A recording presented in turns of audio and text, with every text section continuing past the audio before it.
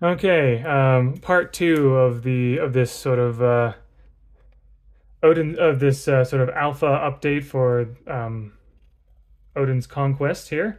Um, but yeah, answer the doors. Just someone's just sort of going door to door about something, whatever.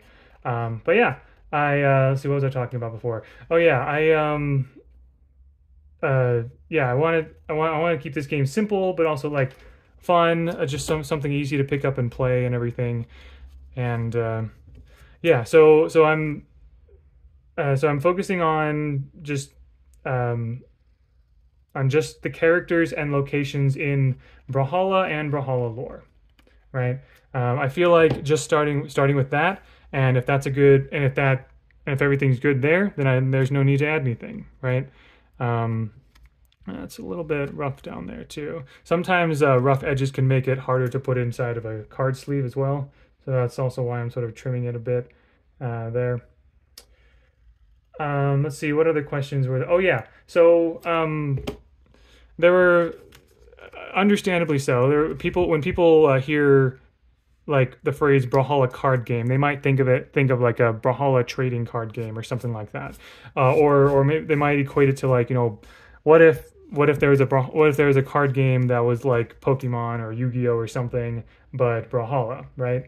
Um, and yeah, I get why people think that, and honestly, as you can see, I love collectible card games. I'm more of a collector than a player, to be honest, because it's usually just me and my wife playing games, and so it's just I have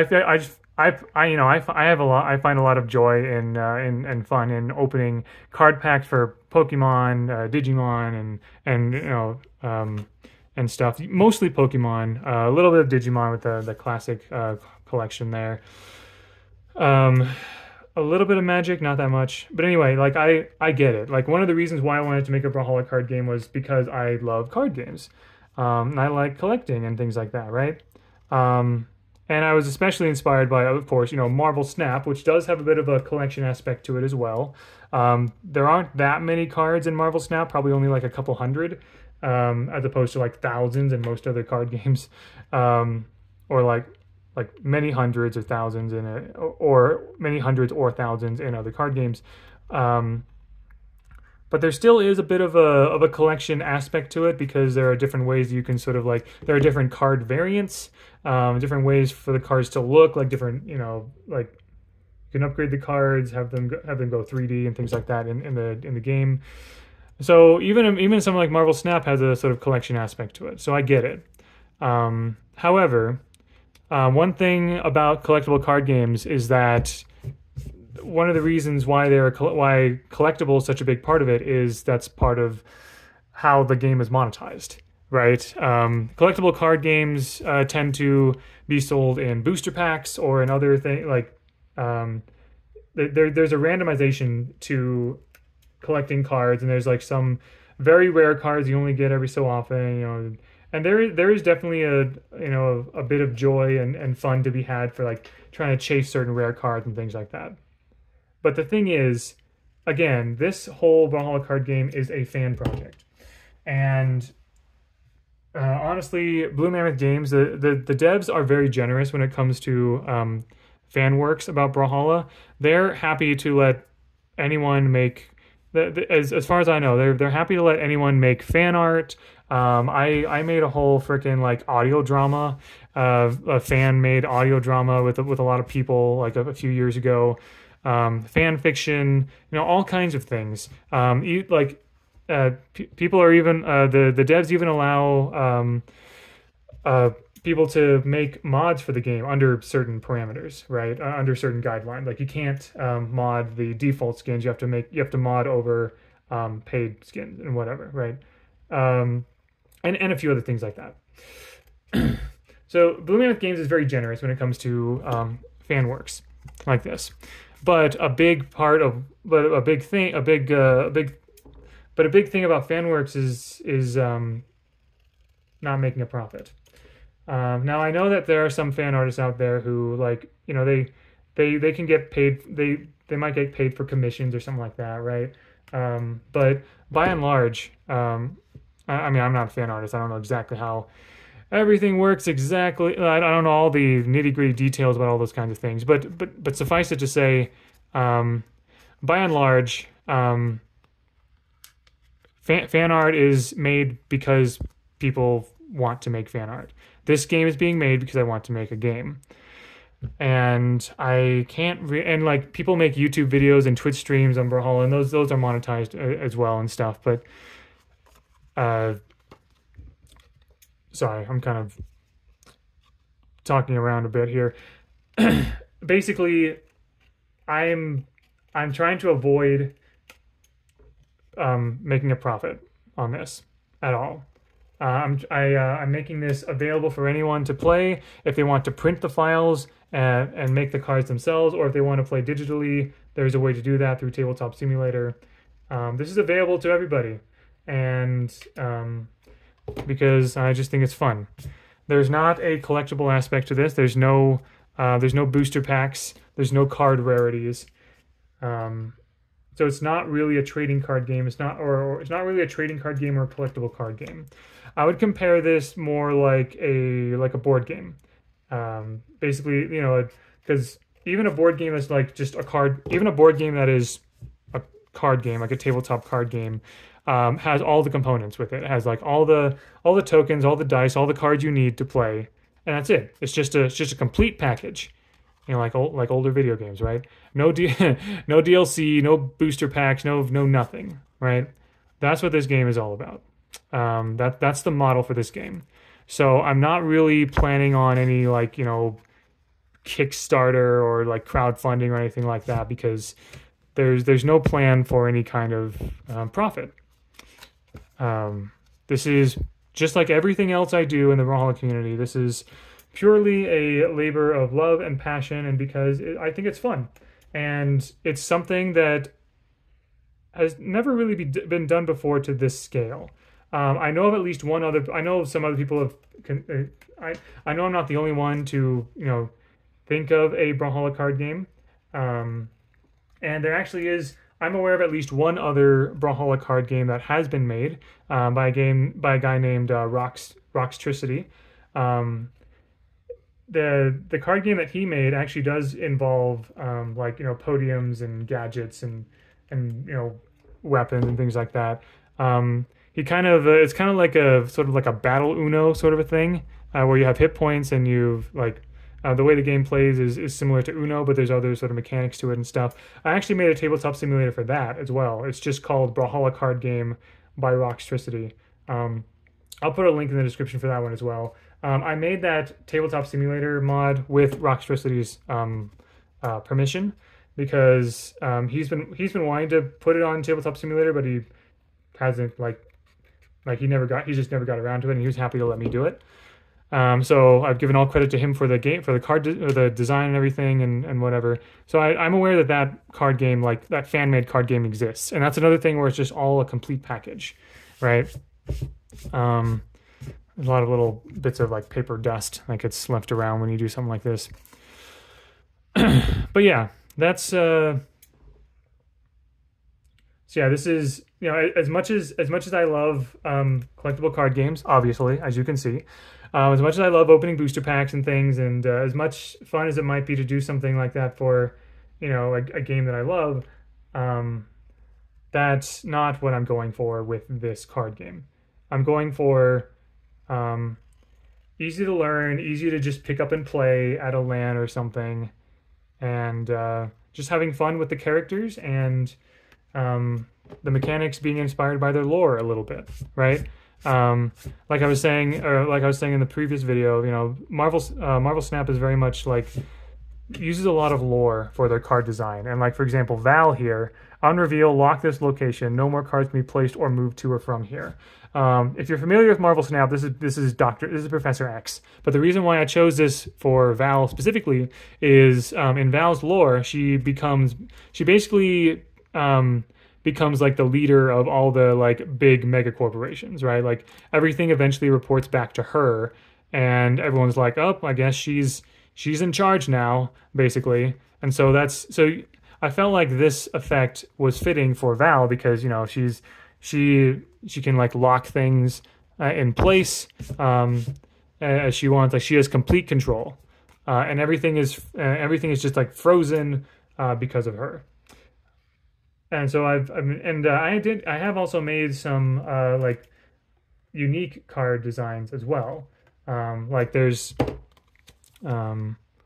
that's a extra sort of blank thing there. Like there's a let's see. I know like I think Hugin and Moonin are cards where like one of them moves your next card to the right and the other one moves your next card to the left. Marvel Snap has one of those but doesn't have the other one. For example, like I'm trying to like put a you know kind of make this my own sort of a thing, right? Also, another thing too is that another big thing. I'm not worried about like, you know, being copyrighted by Marvel Snap or, you know, getting copyright strike by Marvel Snap or anything, because number one, I'm using the mechanics more. I'm trying to like change the text as much as I reasonably can to avoid being like a direct copy or anything like that. Number two, I'm not getting any profit from this, so there's no reason for like Marvel Snap is not losing anything from me making this. And number three, they've like Marvel Snap is a digital game, and there's lots of things that you can do in Marvel Snap that you cannot do in the you can't reasonably do in the physical game. For example, there's a card that changes the ability that adds an ability to several cards that don't have an ability. There's another card that like there's a card called Sentinel that says when you play this, like on reveal, add a Sentinel to your hand. But you can't really do that in a physical version unless you had like a bunch of extra Sentinel cards lying around next to you. But then if you do that, then it's obvious to your opponent that you have Sentinel in your deck, right? There's a lot of things that you can do in a digital game that you can't really do in a physical game. And so the fact that this is a physical game, like even the digital version is, there's no like extra programming or anything. Even the digital version on Tabletop Simulator is just a physical version that you can play online, basically, or like on Tabletop Simulator. And so the fact that this is a physical game changes how the cards are able to reasonably interact with each other, right? And I'm also trying to simplify all the like calculations that you have to make, right? Because in a digital game, the game kind of like does its own calculations automatically. Also, I know for a fact I've seen a couple of interviews of Ben Brode, one of the main guys at one of the main devs, one of the main developers of Marvel Snap at Second Dinner. He has talked about like how he's aware that fans have made like physical versions of Marvel Snap cards and have played with those. Like they printed out their own like version. They've made their own like print and play Marvel Snap, and he has no issue with that, right? So that's why I'm not at all worried about what I'm doing here. And also, as you know, after I'm guessing that, you know, at BCX, when, you know, if and when people play this game with me, they're probably going to have some feedback, and I'm probably going to make some more changes. And even though I'm starting, like the pre-alpha version was a lot more like Marvel Snap than this is, because, oh yeah, I forgot. I'm also adding another thing. I'm adding another aspect to this game that is not really. That's not in Marvel Snap at all. In fact, it's I got it from the Digimon card game. So I'm using something called the timeline. So basically, you have these two cards. You arrange them like this, and you have a. I guess I don't really have a. You have like a counter or something. I guess I don't have a counter here, but let's pretend that this is kind of weird and lame. Let's pretend this is like a little counter here, right? This basically marks time, right? And on your turn, it starts at 2. All right. And anytime you play a card, you use that much time to play the card. Okay. So if it's 2 on your side and you play Red Raptor, then it goes 1. You move this three spaces the opponent's direction. 1, 2, 3, and your turn ends when the time counter is on your opponent's side. If it's on 0, then it's still your turn. Once it crosses 0, it's your opponent's turn, right? So if you have a time of 4 and you play Red Raptor 1, 2, 3, the time is now 1. But then if you play Hattori after that, then 1, 2, 3, 4. Now it's your opponent's turn, and they have 3 time, essentially. They have 3 points of time.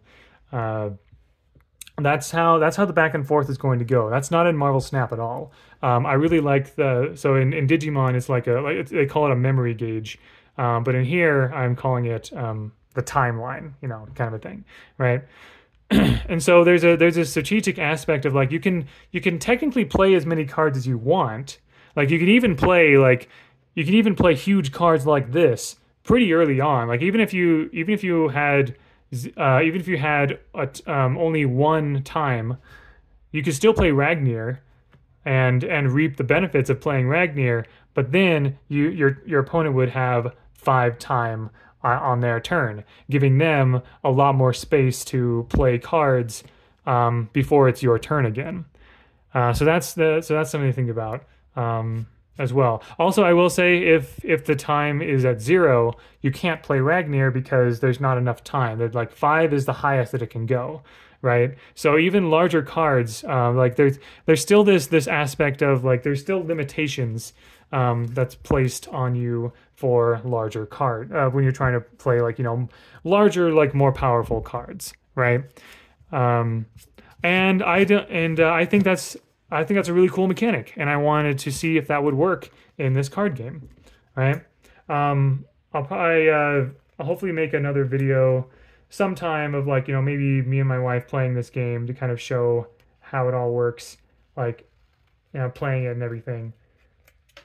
But yeah, I figured that like this, making a couple videos today about how I'm making this card game, like what the process has been. I've probably spent like at least 10 hours, if not 20 hours. I probably honestly have spent about like I haven't kept track. I've spent a long time. I spent a lot of time like kind of sort of like developing this game and like making these physical components and everything. And I am almost done. As you can see, like most of the cards are ready to go and sleeved. To make a deck and everything. And these cards may take up a lot of space when they're like sort of stacked next to each other. But the nice thing is that in this game, this is your entire deck. You're only going to have 12 cards in your deck. This is a short, easy to pick up game and everything. So if this is your entire deck, and in your hand you're probably going to have up to like your hand's probably going to look like something like this as well. So yeah, there's even though I'm making a lot of cards, there's not really as much in the game as you might think, but there's also, hopefully, I'm hoping, fingers crossed, that there's a good amount of depth to make this enjoyable as well. Simple enough, easy enough to learn pretty quickly, but also deep enough to be enjoyable, and to make it fun to sort of like make your own decks and things like that, right? So yeah, if you have any questions or comments about this, feel free to let me know in the comments below. I'm happy to answer them as we go along. If there's a need for me to make another video or something to address something that might take a little bit longer, I'm happy to do that. But yeah, these couple of 20-minute videos where I kind of make these cards and make these cards ready to play, I thought that'd be fun for people to see. I wish I could live stream, but I wish I could live stream this process. But I've tried a couple of times to stream from my phone, and it hasn't worked out at all. Like the stream just cuts off in the middle, and anyway, it's frustrating. But I'm glad I can do this at the very least, and kind of show you what I'm doing with this, what this all looks like. Let's see, actually here, I'll spend the last like minute or so kind of talking about what's the next step after all these cards are sleeved. Basically, once all these cards are like put in sleeves, I'm going to order them so that they're like all the Ragnar cards are together, all the Ada cards are together and stuff like that. I'm gonna put them in alphabetical order so it's easy to find. I'm also going to, there's a couple other components that you need to play this game. I think I put down you need at least 1 or 2 like 6-sided dice, and you need a bunch of like counters, like little chips, little round chips, one for the timeline, and you also need a bunch for like plus or minus strength, right? Because there are cards that give, like for example here, that add strength or subtract strength to characters, and so you need to put like little coins, little counters on them to indicate that their strength is up or their strength is down, like little chips, little tokens, and things like that. So cards, dice, tokens, and I'm also planning on printing the instruction booklet as well, just normal paper for that one. And also I have made in that instruction booklet I've made 4 deck lists, so that if you don't want to make your own deck, you just want to sit down and just like start playing, you can just use those deck lists and just make like deck lists that are based on lore, right? For example, one of the deck lists is focused on Batavia legends, so like Volkov, Onyx, Magyar, Caspian, and others, because most, if not all, of the Batavian legends have to do with discarding. There's another one that's focused on moving cards around, and there's a lot of Feywild characters in that because I decided that Feywild would be like the Feywild characters like Ember and Ragnir and like Dusk and others would be fun ones to kind of like focus on in Arcadia, like moving around and things like that, right? Basically, I'm using the lore to help inform the mechanics.